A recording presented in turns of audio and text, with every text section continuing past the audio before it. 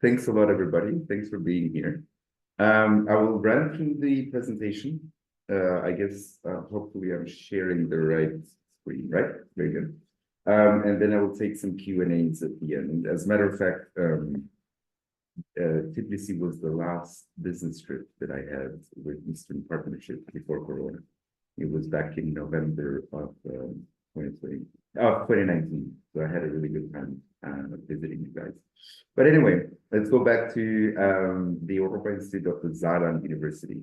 Well, 𝘱𝘢𝘓 University, it's one of the seven European universities which were picked from the European Commission for transfer for Europe. So it's all of these universities in here, and we do all joint curriculums in innovative teaching and learning environment and mobility and European campus and so on and so forth. So as you saw on the map, we are right here. We're right in the middle of Europe. And the 𝘱𝘢𝘓 University has also a lot of institutes, and the Europa Institute is one of those institutes. So we were established in 1951. Actually, we're the second oldest institute of its kind in Europe. And back in the day, 𝘱𝘢𝘓 was actually part of France. So they had a referendum in 1955, and that's when they decided they had three options: either to be with France, be independent, or be part of Germany. So they decided to be part of Germany. If they would have been independent, then Brussels would have been in 𝘱𝘢𝘓, but they decided to be with Germany. So also basically when everything fell into Germany, when France handed 𝘱𝘢𝘓 over to Germany, so let's say in 1957, that's when also the Europa Institute, which was the crown jewel of the university at the time, obviously would fall under Germany. So we have about over 70 years in business. It's an accredited one-year master's program. It's part of the Faculty of Law of the 𝘱𝘢𝘓 University. We have roughly, we say about 75 students from 4 different nationalities, but with all the exchange and corporations and Erasmus, we could go up to 100 students per year. And they are roughly about 5,500 graduates around the world. We do have an alumni association. I'm actually part of a board member of the alumni association. And then we have roughly 70 different high qualified lecturers, which I'm going to speak a little bit later on, but they're coming from universities, commission, council, parliament, court of justice, European Court of Human Rights, and so on. On the first floor, or rather to say on the ground floor of the institute, it's the library, and the library of the Europa Institute is also a European documentation center. There are only 40 documentation centers around Europe, and we're one of them. And to be honest with you, just no, because, you know, it sounded a bit arrogant, but honestly, I think we have one of the best libraries probably in Europe also. And then we do excursions, which I'm going to mention, and then we're also supported by the German Federal Foreign Office and Ministry of Education and Research, 𝘱𝘓𝘓, and the European Commission. So a little bit about the institute. We have the 2 directors, which is Professor 𝘱𝘢𝘓 sitting on the first floor, and he holds the chair of public law, public international law, and European law. And as of December of last year, he also holds a Jean Monnet chair in new constitutional framework for international dispute settlements and rule of law. For any of you who have never heard of the Jean Monnet chair, it's an honorary chair that is awarded from the European Commission. And then Professor 𝘱𝘢𝘓 is sitting on the second floor, which holds the chair of European law, public international law, and public law. And actually, in December, he's Jean Monnet chair for European integration, discrimination, anti-discrimination, human rights, and diversity. Ended. So we just ended the Jean Monnet, and then we were awarded another Jean Monnet. But these are the only 2 professors that you will see full-time at the institute. All the rest, it's like later on, I will explain how it works. Well, what about the program? Well, as I said, it's a one-year master's program, 75 students, international seminars, practice-oriented classes, and so on. I'm going to go a little bit more into details what we mean by these track things, because sometimes people get confused. So basically, in 1 year, you can have the Masters of Law LLM awarded to you. And when we start in October, there is the basic things that goes on until, so to say, December. And by December, then you have to make up your mind which specialization you want to have. And we have the 3 tracks. The track 1 would be European Economic Law Compliance Regulation. Track 2 would be Trade, Investment, and International Dispute Settlement. And then track 4 would be European Integration, European and International Human Rights. You can get up to 2 of those specializations, which means that when the diploma is printed, it says, awarded Masters of Law in European and International Law, and then sort of like at the bottom, it says specialized in European Economic Law Compliance Regulations and International and European Protection of Human Rights, right? So that's what we mean by these tracks.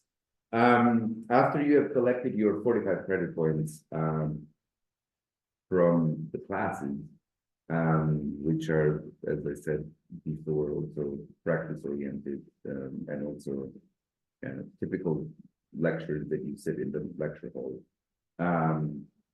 in 2 semesters, so winter and summer, then you are allowed to write the master thesis of 15 credit points. And once you have collected all the 60 credit points, that's when the LLM is awarded. As I said, I'm going to stop a little bit here at the lectures because I want to mention a little bit how we work. Well, we work with blocks of classes. So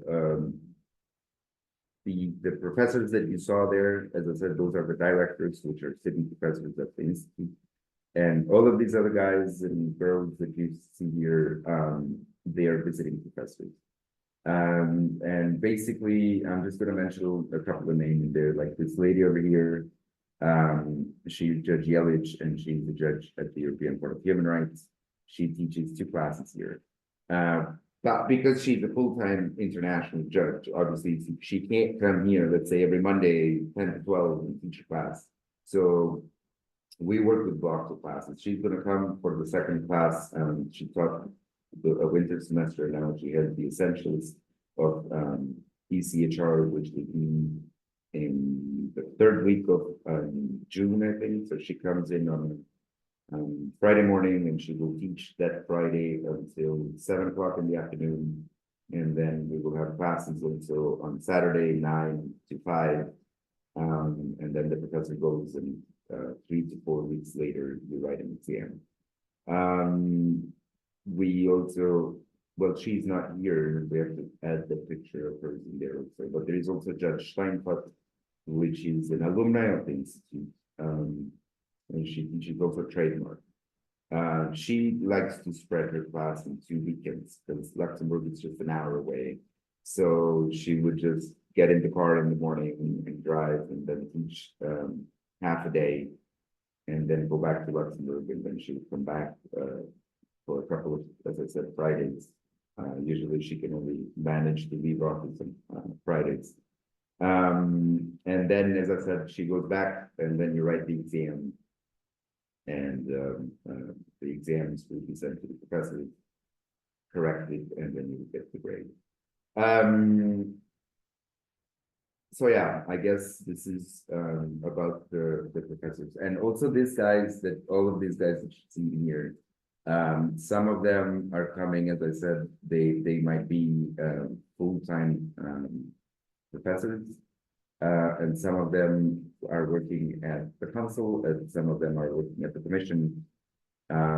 So it's a very different range of backgrounds where they come from. Then basically in all of these years, you will gain all of these soft skills. Starting, we also offer language courses in German, French. This year we did not offer because no one was interested to learn French. So, and then we do have an intercultural training, negotiations, and advocacy training, academic research, and we do have also some practice-oriented classes. the 𝘱𝘢𝘪𝘥, then it's the FBI, foreign direct investments. And we do have some case studies, and then we also have Eurosim, which is the European simulation decision making, where we always end up getting the permission. It's a lot of work, but I guess we have the expertise on it. And usually it's about 1 year it takes place in the States, and 1 year it takes place in Europe. So this year we were in New York, that's where it took place, and we took the students there for a week. 4 days it was a simulation in Rochester, New York, and then 3 days we were in Manhattan, where we visited also the UN and the German representation to the UN. Next year it's going to be in Antwerp, actually, Eurosim, and it's going to be early January. I actually took their classes for when I studied, because I did the LLM back in 2014, 15. So I came to open for 1 year, and 10 years later, here I am. Anyway, we do have also case studies, and the case studies are usually taught from working professionals. So you're given a fictive case, and then you solve it and you present it.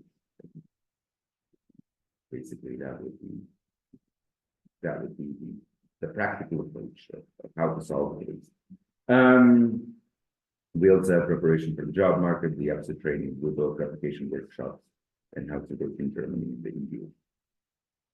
And speaking of that, then we, at the end of all of this year, you will have all of these tick boxes in here, which are the employability skills, going from public speaking to self-management, negotiation skills, research, problem solving, planning and organizing, all of that. Then, as I mentioned, the Alumni Association was founded in 1996. It has over 100 international members all over the world. We do regular meetups in Luxembourg and Brussels, and sometimes also in Berlin. And it's basically a job and internship pool also. And we also do a couple of parties for the students. It's the summer party, which it's a lot of fun here on campus. These are some of the alumni.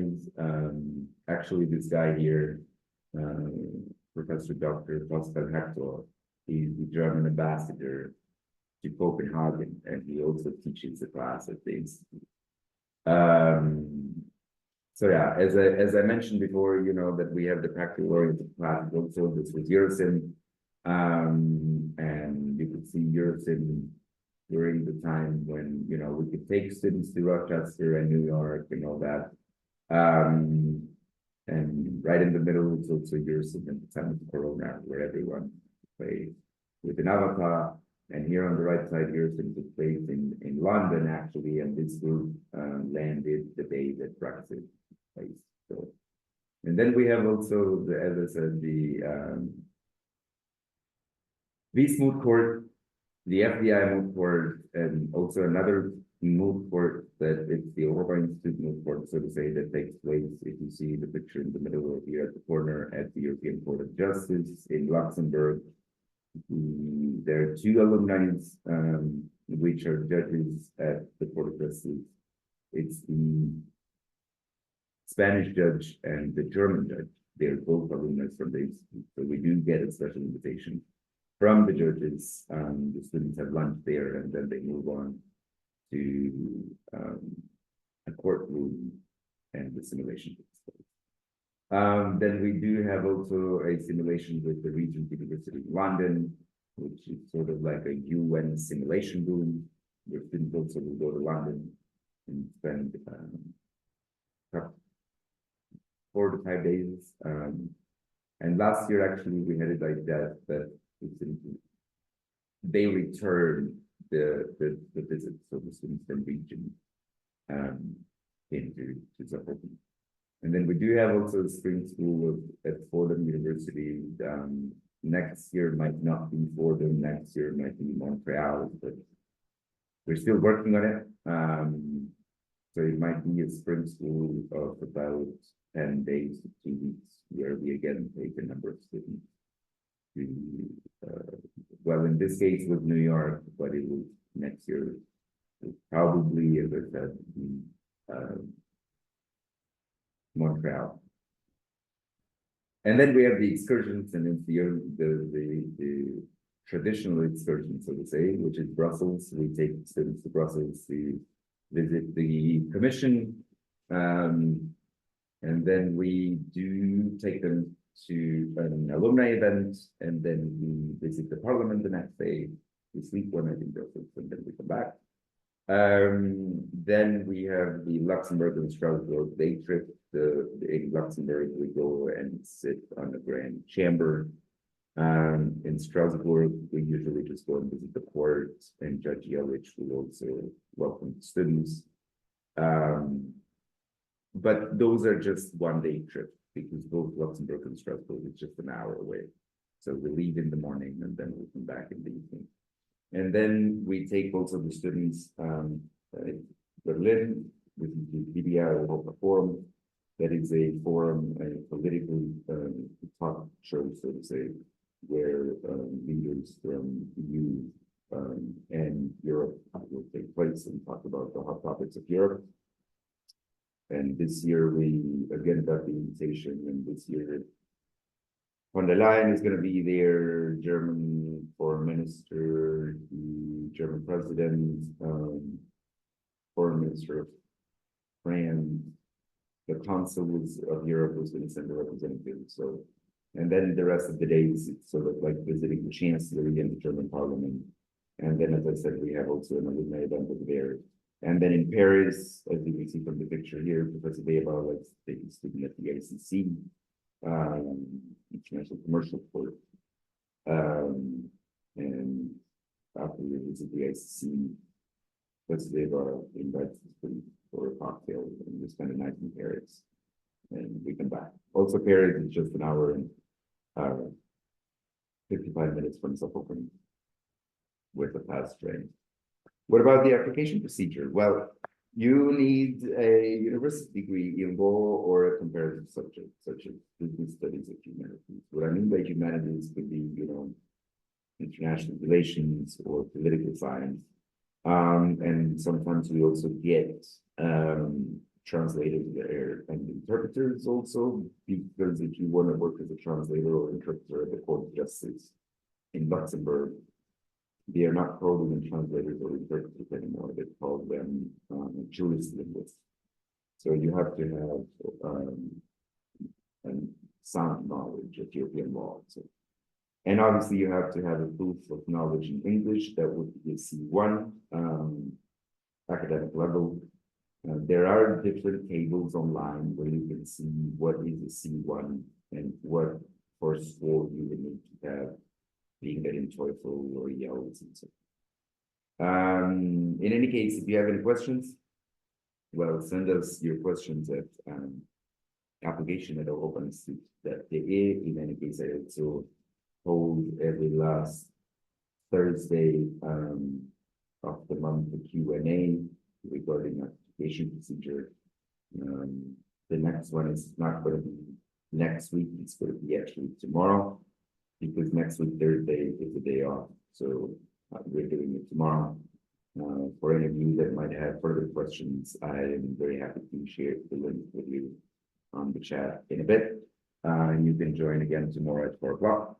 And also one thing, the application deadline is until July 17th. We also accept late applications until the 30th of September, but particularly for people and for students that have come from countries that need visas, it's the best to send your application in SEP so you can start the whole visa process as soon as possible, so that you're here on time.